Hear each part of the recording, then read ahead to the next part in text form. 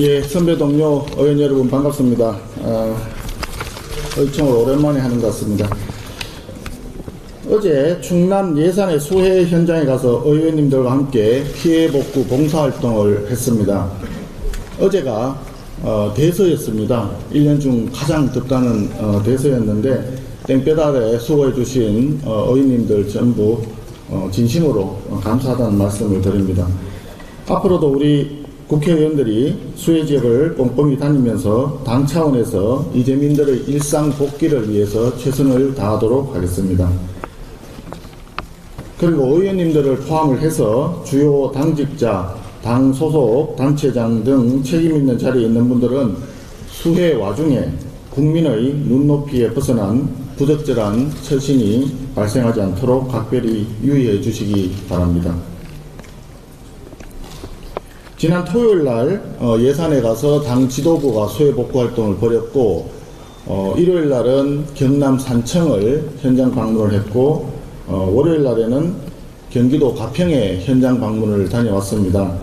특별 재난지역 지정이 시급하다는 지역 민심을 반영을 했는데 정부가 어제 6곳의 지자체를 특별 재난지역으로 우선 지정을 했습니다.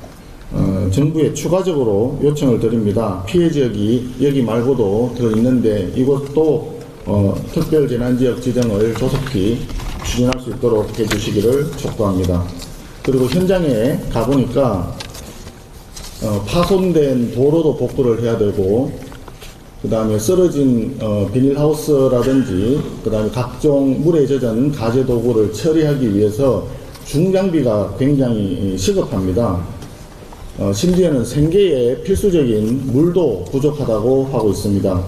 정부에서는 이런 부분에 대해서 재난 예비비 선집행을 포함한 적극적인 재정 지원 방안을 추진해 줄 것을 촉구합니다. 그런데 이 와중에 대통령실에서 굉장히 이상한 브리핑이 나왔습니다. 잃어버린 23시간 관련해서 세종시의 재난 컨트롤 타워가 작동하지 않았다면서 책임을 묻겠다라고 합니다. 재난 컨트롤 타워는 대통령실이다 라고 이재명 대통령이 당시 더불어민주당 당대표 시절에 강력하게 얘기했었습니다. 더불어민주당 의원들도 야당 시절에 숱하게 주장했던 말입니다. 전국 각지에서 국민들이 폭우로 쓰러져 가고 있을 때 이 나라의 대통령, 국회의장, 국무총리, 비서실장은 감자전을 먹으면서 무슨 파냐, 우리는 현장파다 하면서 희희낙낙하고 있었습니다. 과연 이 나라의 재난 컨트롤 타워라고 할 수 있겠습니까? 이제 와서 지방자치단체장, 그것도 야당 소속 지방자치단체장에게 컨트롤 타워의 책임을 떠넘기는 것은 대단히 비겁한 태도입니다. 국민과 함께 강력히 규탄합니다.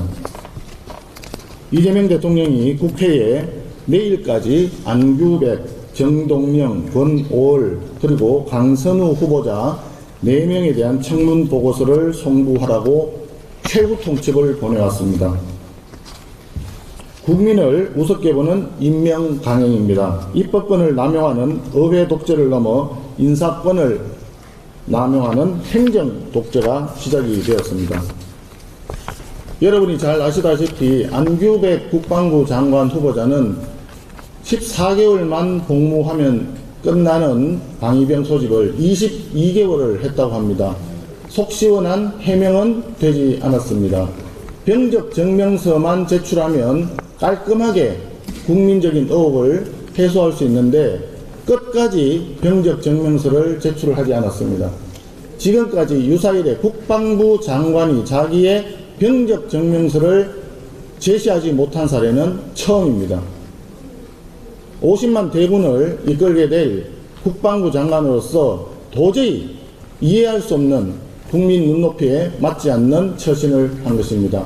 자격 미달이라고 생각합니다. 거기에 일가족 태양광 재테크에다가 이해충돌 법안까지 제출했던 정동영 후보자, 공직선거법 상습 위반범인 권오을 후보자, 갑질 여왕 강선우 후보자는 차마 제가 입에 담기조차 싫습니다. 마지막으로 한 번 더 묻겠습니다. 강선우 후보자는 지금 벌써 장관에 임명된 것처럼 부처의 업무 보고까지 받았다고 하는데 이게 사실입니까? 월권 아닙니까?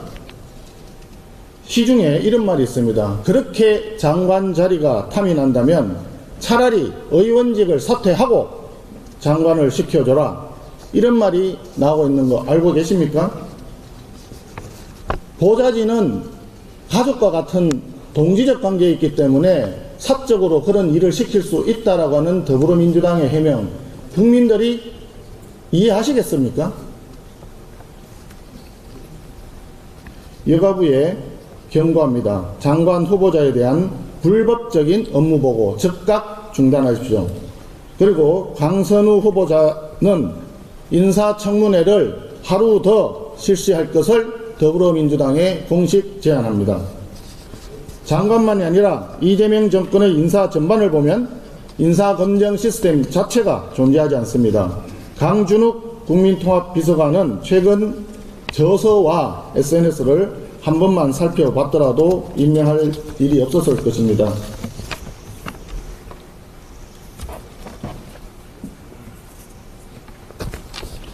최동석 인사처장은 정치의 불명의 1인 연구소를 직함으로 삼아서 살아온 막말 유튜버에 불과합니다.